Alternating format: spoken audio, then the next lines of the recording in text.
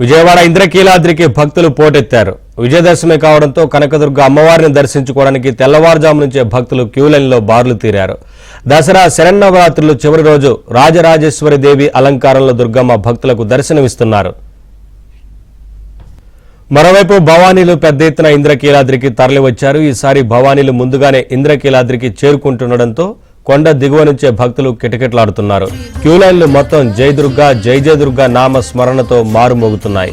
అమ్మవారి చేతి వేళ్ల గోళ్ల నుంచి ఇలా అనగానే విష్ణుమూర్తి 10 అవతారాలు వచ్చాయి. నేను చెప్పడం కాదు, లలితాహస్రనామంలో ఉంది. దేవి భాగవతం నుంచి తీసుకున్న లలితాహస్రనామంలో ఉంటుంది.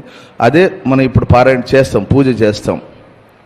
కరాంగుళ నఖోత్పన్న నారాయణ దిశాకృతి పదాలు చదివేటప్పుడు సరళంగా ఉంటాయండి. మనం చెప్తున్నాం కదా అని తొందరపాటులో మొదటి ఖా తీసి రెండో ఖా పెడితే అర్థం మారిపోతుంది.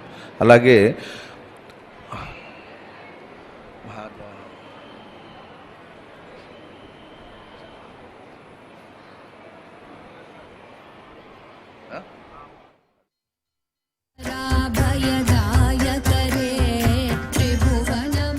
చేసుకోగానే ఆ మానసికంగా ఉద్భవించిన వాడే గణేశుడు. మానసిక భావన చేత ఇలా చాలా ఉంటాయండి అర్థాలు. వన్య ప్రాకార మధ్యగా, తర్వాత భవానీ భావనాగమ్య, భవారణ్య కుఠారిక, భద్రప్రియ భద్రమూర్తి. అది చదివేటప్పుడు భక్తి ప్రియ అని చదవకూడదు, భక్త ప్రియ. భక్తులకి ఆవిడ ప్రియంగా ఉంటారు అనమాట. ఎవరైతే చేస్తూ ఉంటారో పారాయణ చేస్తూ ఉంటారు.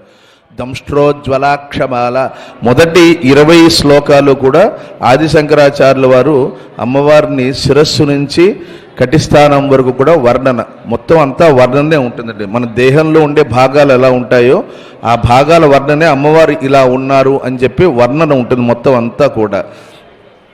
ఆ వర్ణన మీరు దగ్గరలో ఉండే, ఇప్పుడు కాకపోయినా దగ్గరలో ఉండే ఎవరైనా అర్చక స్వాములు ఎవరైనా సరే వాళ్ళ దగ్గరికి వెళ్ళి కనీసం ప్రయత్నం చేయండి. అది ఎలాగంటే పుస్తకాలు అలగండి, ఆ ప్రయత్నం చేస్తే అర్థం తెలుసుకోవడానికి ప్రయత్నం చేయండి. లేకపోతే మహానుభావులు ఆయన గరికపాటి నరసింహారావు గారు, చాగంటి కోటేశ్వరరావు గారు, వద్దిపత్తి పద్మాకర్ గారు, సామవేదం షణ్ముఖ శర్మ గారు, వీళ్ళు చెప్పిన లలితా సహస్రనామం భాష్యం ఉంది. మీకు మీడియా ఉంది కదండి, యూట్యూబు, తర్వాత టెలిగ్రాము, వీటిల్లో అందుబాటులో ఉంది.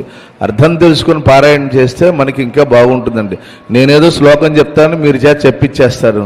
మీరు అవి చెప్పేస్తే కూడా అయిపోయింది, ఓ 3000 కట్టాను, గుళ్ళోకి వచ్చాను, ఏదో తెప్పలు పడి దర్శనం చేసుకుని ఇంటికి వెళ్ళిపోయాను, అమ్మయ్య ఇవాళ కార్యక్రమం అయిపోయిందిరా అనుకోవడానికి కాదు.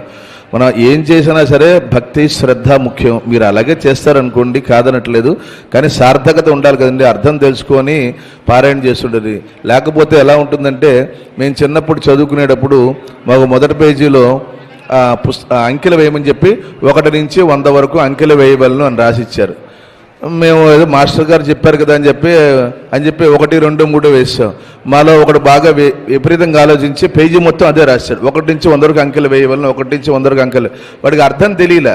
అలా చేసుకుని మన ఉపయోగం ఏముంటుంది చెప్పండి? 1 నుంచి 100 వరకు అంకెలు వేయాలంటే పేజీ మొత్తం అది రాయమన. వాడికి అర్థం కాలేదు కాబట్టి మొత్తం అదే రాసేసాడు. అర్థం చేసుకుంటే 1 నుంచి 100 వరకు అంకెలు వేసుకోవటం, 1, 2, 3, 4 ఇలా. అందుకని మనకు ఏం చేసినా సరే అర్థం లేకుండా చేస్తే వ్యర్థం, నిష్ఫలా భవేత్. అందుకని ఆ పుస్తకాలు పూజ కోసం కాదండి, చక్కగా బాగా అలంకారం చేసి పెట్టారు కానండి.